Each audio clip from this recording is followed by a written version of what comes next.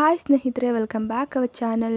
ಇವತ್ತಿನ ವಿಡಿಯೋದಲ್ಲಿ ಮದುವೆಯಾದ ಹೆಣ್ಣು ಮಕ್ಕಳು ತವರು ಮನೆಯಿಂದ ಯಾವ ವಸ್ತು ತರಬೇಕು, ಯಾವೆಲ್ಲ ವಸ್ತುಗಳು ತರಬಾರದು ಅಂತ ಇವತ್ತಿನ ವಿಡಿಯೋದಲ್ಲಿ ತಿಳಿಸ್ಕೊಡ್ತೀನಿ. ತುಂಬ ಜನಕ್ಕೆ ಇದರ ಬಗ್ಗೆ ಗೊತ್ತಿರುತ್ತೆ, ಆದರೆ ನನಗೆ ಗೊತ್ತಿರೋ ಅಷ್ಟು ಇನ್ಫಾರ್ಮೇಷನ್ ನಿಮ್ಮ ಜೊತೆ ತಿಳಿಸ್ಕೊಡ್ತೀನಿ. ಸಾಮಾನ್ಯವಾಗಿ ಹೆಣ್ಣು ಮಕ್ಕಳಿಗೆ ತವರು ಮನೆ ಅಂದರೆ, ತವರು ಮನೆಗೆ ಹೋಗೋದು ಅಂದರೆ ಸಂಭ್ರಮ. ಹಾಗೆ ತವರು ಮನೆಗೆ ಹೆಣ್ಣು ಮಕ್ಕಳು ಹೋದಾಗ ಏನಾದರೂ ಅಲ್ಲಿಂದ ತಗೊಂಡು ಬಂದೇ ಬರ್ತಾರೆ. ಅಮ್ಮ ಆಗಲಿ ಅಪ್ಪ ಆಗಲಿ ಏನಾದರೂ ವಸ್ತುಗಳನ್ನು ಹೆಣ್ಣು ಮಕ್ಕಳಿಗೆ ಕೊಟ್ಟು ಕಳಿಸ್ತಾರೆ.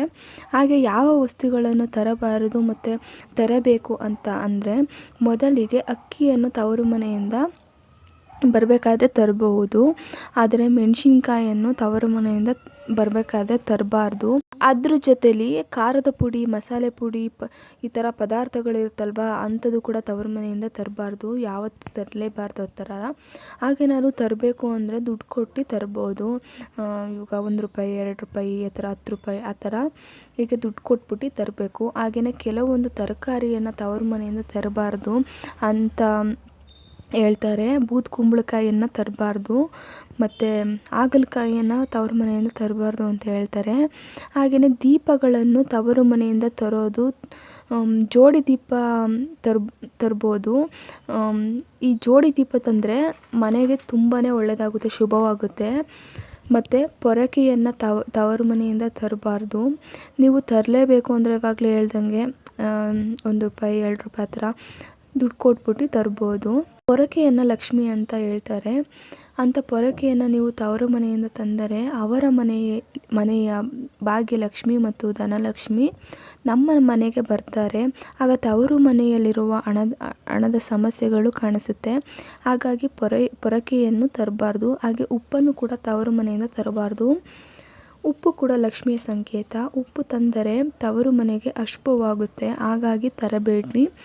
ಯಾವಾಗಲೂ ನಮ್ಮ ತವರು ಮನೆ ಚೆನ್ನಾಗಿರಲಿ ಅಂತ ಬಯಸಬೇಕು ನಾವು. ಮತ್ತು ತಾಂಬೂಲವನ್ನು ತರಬೇಕು, ತುಂಬ ಒಳ್ಳೆಯದು, ಶುಭ.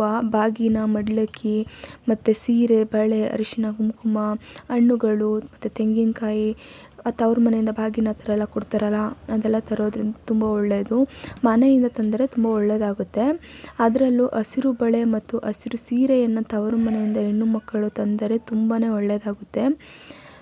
ಯಾವುದೇ ಕಾರಣಕ್ಕೂ ಬ್ಲ್ಯಾಕ್ ಕಲರ್ ಬಟ್ಟೆಯನ್ನು ತವರು ಮನೆಯಿಂದ ತರಬೇಡಿ.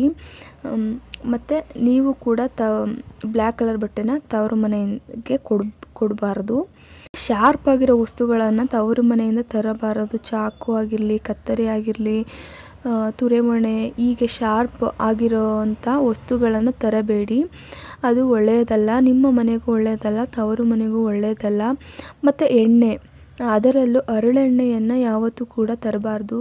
ಇನ್ನು ಕೆಲವರು ಹೇಳ್ತಾರೆ ತವರು ಮನೆಯಿಂದ ಬರಬೇಕಾದ್ರೆ ತಲೆಗೆ ಸ್ನಾನವನ್ನು ಮಾಡ್ಕೊಂಡು ಬರಬಾರ್ದು ಅಂತ. ಹಾಗೆ ಮಂಗಳವಾರ ಮತ್ತು ಶುಕ್ರವಾರ ತವರು ಮನೆಯಿಂದ ಬರಬಾರ್ದು.